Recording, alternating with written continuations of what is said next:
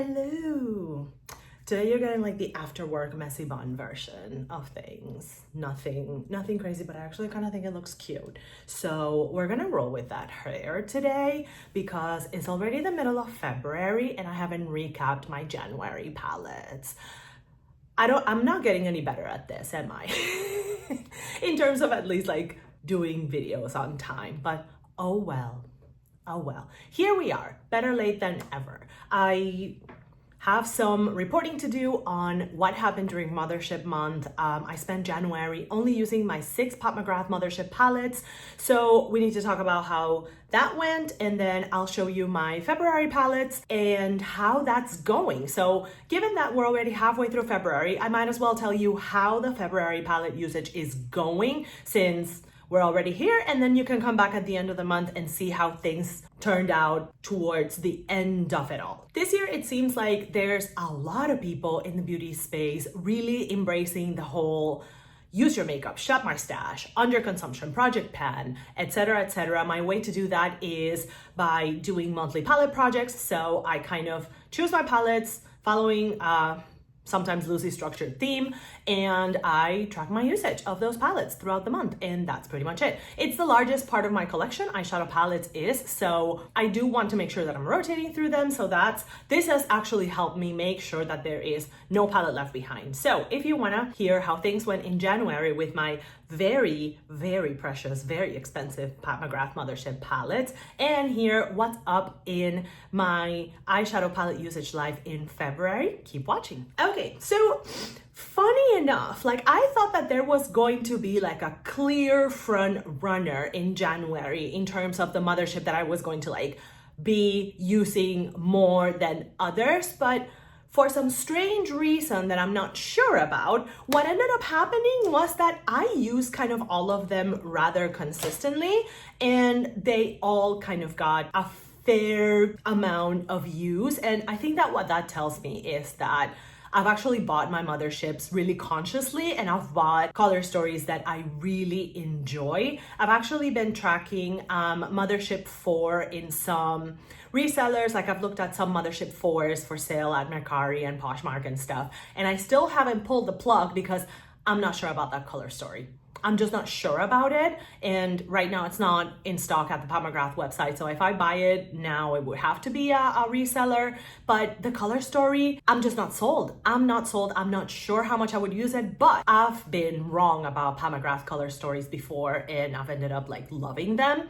Mothership 3, Mothership 6. So it's always a line of palettes that I'm very open to trying, and based on how things went in January, I think that it's very clear to me that I've found ways in which the Motherships make a lot of sense to me. And in fact, I started putting my Simplifying the Motherships series together, where I'm doing dedicated videos on every one of the Pat McGrath Motherships and how I use them for like simpler looks and how to use the special shades to elevate those simpler looks. So my video on Mothership 1, which is where I started, is already on the channel if you would like to check it out. If you are still on the cool tones train, Pat has been doing cool tones since 2018. I'm just saying, this is not a 2024 thing.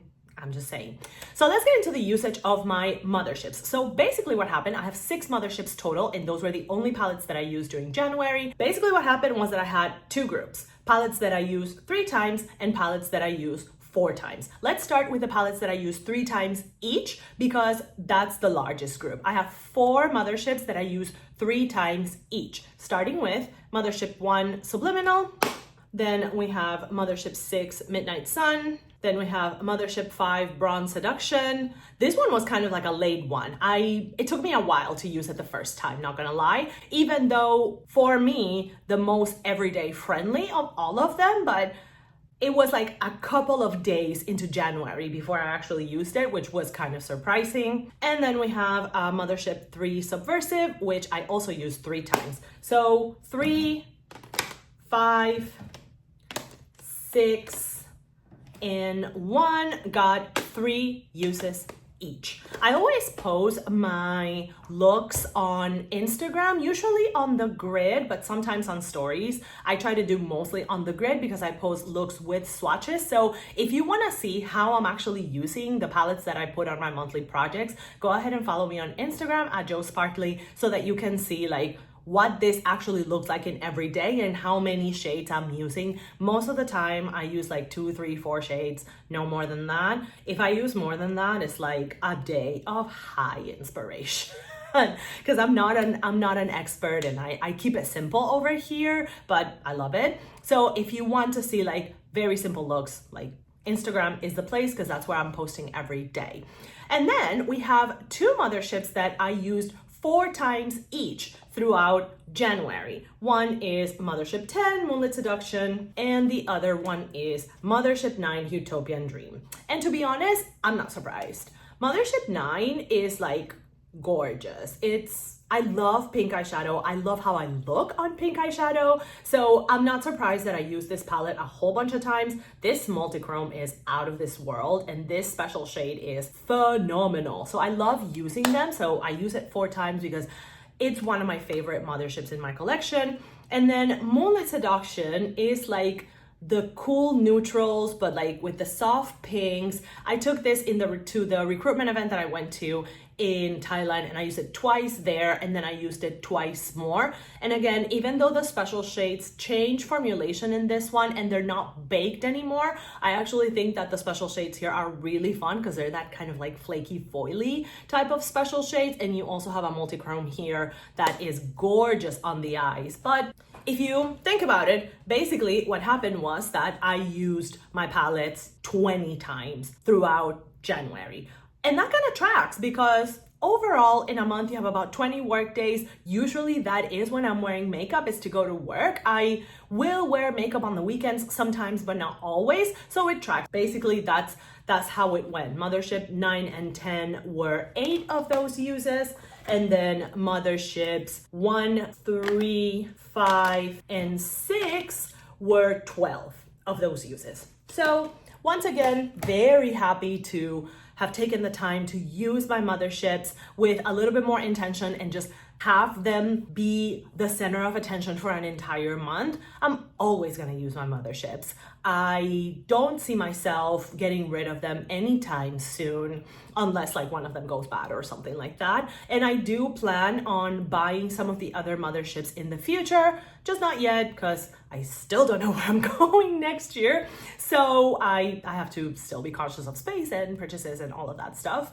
But I'm kind of in a no buy right now. Last makeup beauty purchase that I did was actually my Beautylish Lucky Bag. Also, that video is on the channel, and again, I think I got a really good one. And some of the things that I got in my Beautylish Lucky Bag are in the February palette stack. So let's get to it. And I'm gonna start precisely with the 2 eyeshadow palettes that I got in my Beautylish Lucky Bag because I've included them both in my February palette project. And I mean, I think that makes a lot of sense because they're new to my collection and I need to try them out. First off, we have Viseart London Etoile. I think it's really, really cute.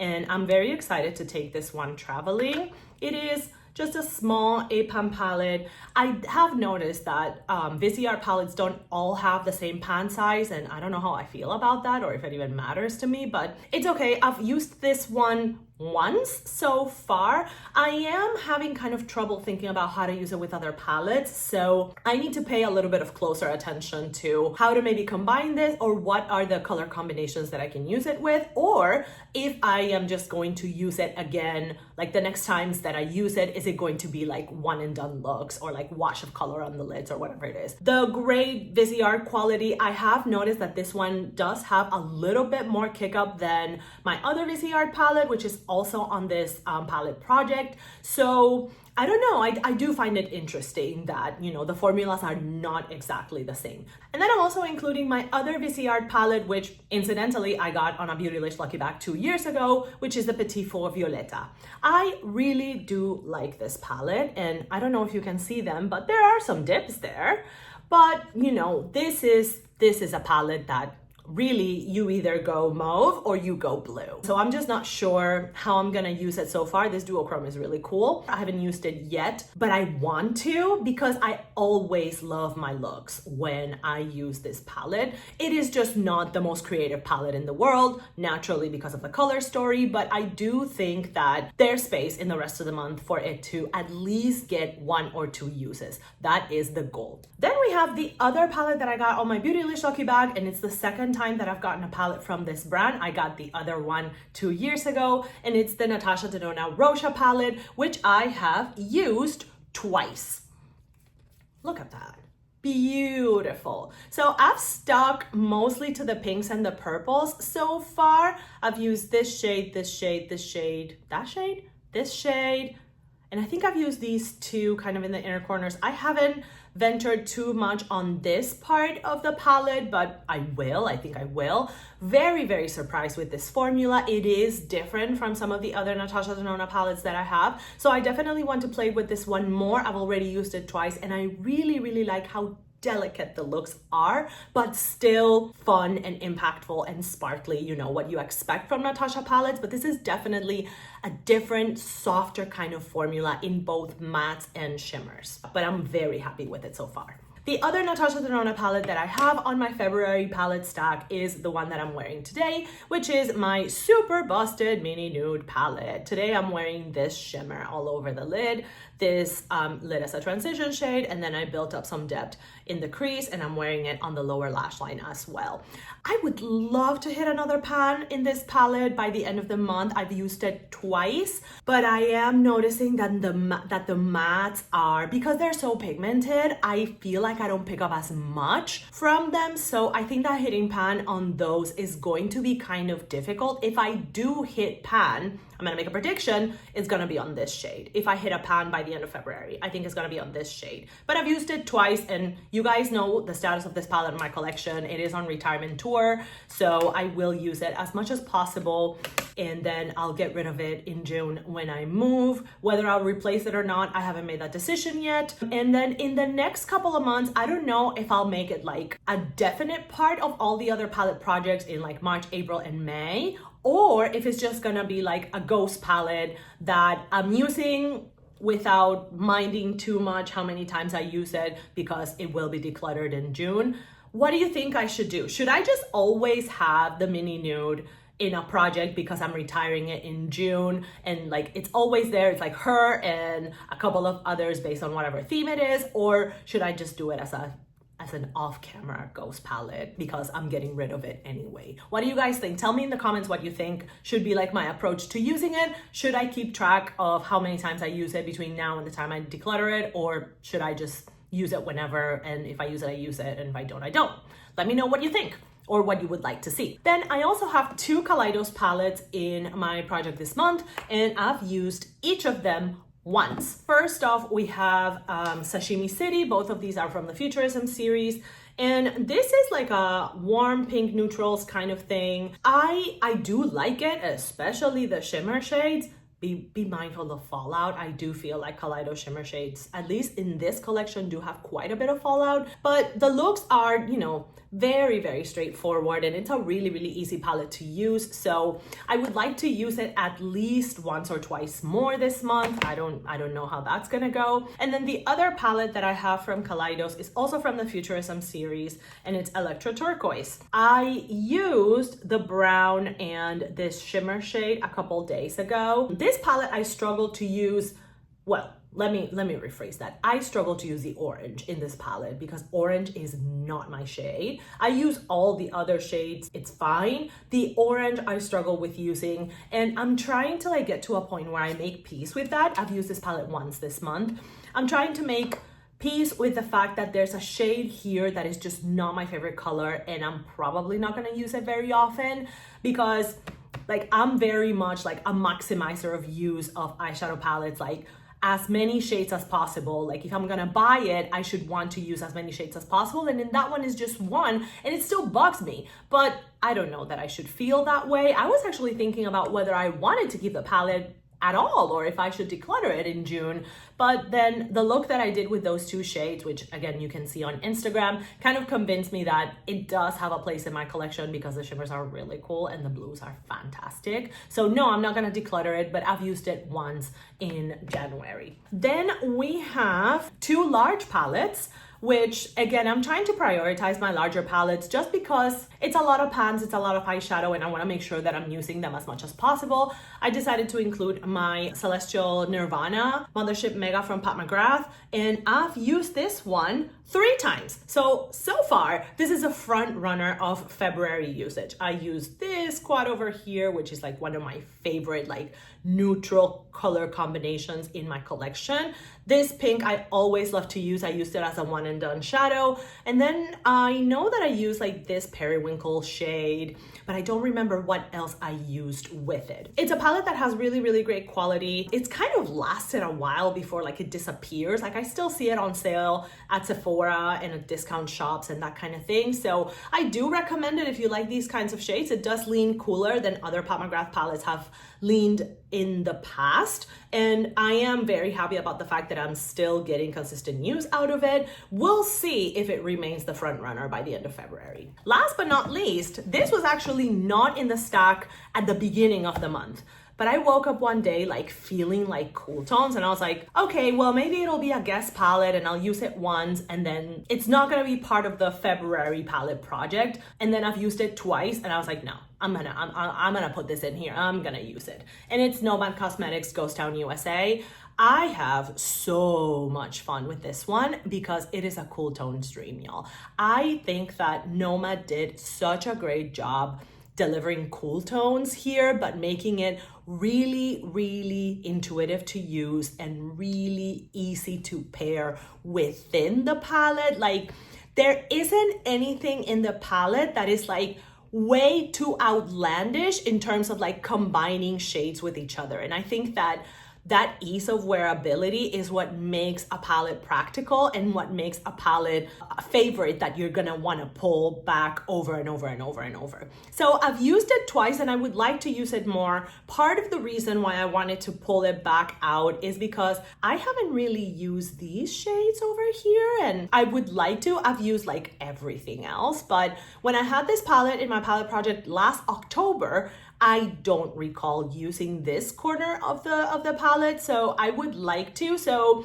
next time I'm wearing like green or maybe like a more brownish outfit or something like that, I'll try to make an effort to use this. I've used it twice and again, I love how it looks. I really, really love the formula. It is very, very finely milled and very easy to work with. Even the shimmers are very, very finely milled, but you do get a lot of shine with these. It deserves to be used beyond spooky season. So that's why I pulled it out, because if you want cool tones, like this is a really, really good cool tone palette in my opinion. So worth checking out beyond spooky season. And yeah, I just wanted more like muted cool tone options than what, for example, Celestial Nirvana has, because some of those colors are quite bold. They're cool tones, but they're quite bold. And I wanted something softer. So I included this one. So to recap, we have kind of a couple of brand clusters. So it's going well, but we do definitely have a couple of front runners right now. But here is what I've been working with in February. And this is gonna be my palette stack until the end of the month. First off,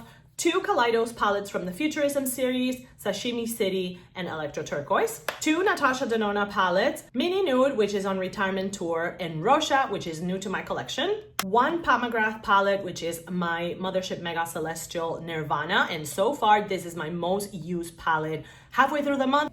And then we have 2 VCR palettes, my 2 VCR palettes that I own, London Etoile and Petit Four Violetta. How is it going for you so far? How are you doing with makeup? Are you enjoying wearing makeup? Are you having fun? What are you using right now? What kind of shades are you looking forward to? Are you getting ready for like warmer, more colorful spring shades? Or are you kind of like not there? I'm definitely already thinking about the palettes that I'm gonna start using in March, and I've already made some decisions, but you're gonna have to wait until March for that. But anyways, that's what I'm working with in February, and that's how things went with my motherships in January. I hope that you are having a good time with your makeup. Right now, the world feels like it's a dumpster fire. So like makeup and colorful things and beautiful shadows and sparkly shades, like I am grasping to my makeup playtime. Like, oh my God, like I need this so much, because we're gonna keep it to the makeup here. We're gonna keep it to encouraging each other to use our makeup and enjoy it as much as we can, so that we can see how we survive everything that is happening. I really hope that things do get better for everyone that is being affected by some of the things that are happening right now. I was personally really sad to see closing or the cutting of funding to USAID, because I used to work with USAID contractors and subcontractors. So like I know firsthand just how helpful that funding is in multiple parts of the world. So I really hope that there is a way for some of that aid to continue reaching people that really need it, because it really does help a lot. And that's about as much as I'm gonna say, because I do want to keep my channel as relaxing and distracting for people to just enjoy using makeup and looking at how I use makeup on the everyday, and how I'm making sure that even though my eyeshadow palette is a part of my collection that I don't necessarily put a lot of restrictions on in terms of like how much or how little I buy, that I'm still making sure that what I do have are things that work for me and things that I enjoy as much as I can. Thank you once again for joining me in my adventures with makeup. If you want to keep up with how I'm rotating through my palettes in 2025, make sure that you subscribe and give this video a thumbs up so that YouTube can show it to other people that need encouragement in using their makeup. I'll see you on my next one, and I hope that you are doing wonderfully wherever you are. Bye-bye.